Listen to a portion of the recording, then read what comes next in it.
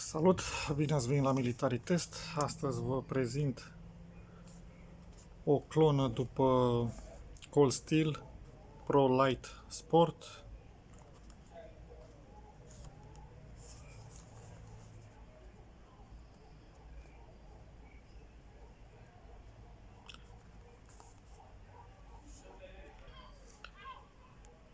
Designed by Andrew Demko.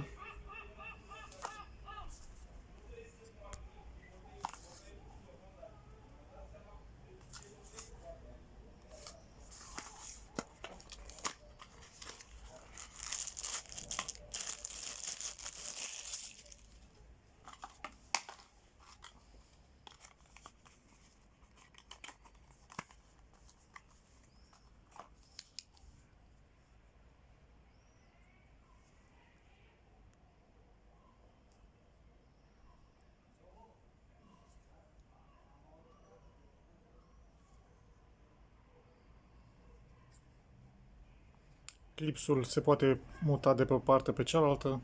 Vine cu un singur clips. Este rigid. Sunt două variante. Una care are o fantă pentru deschiderea cu o singură mână. Și mai este o variantă care are pin pentru deschiderea cu o singură mână pe ambele părți.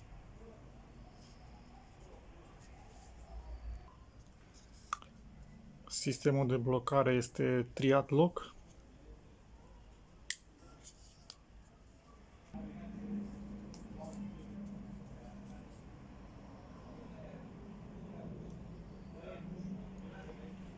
Mânerul este din nylon ranforsat cu fibră de sticlă.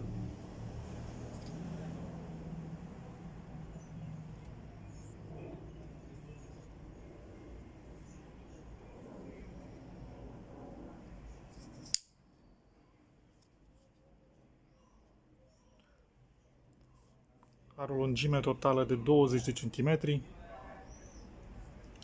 lungime lamă 9 cm, lățime lamă 2,8 cm, grosime lamă 2,5 mm și o greutate de 76 de grame.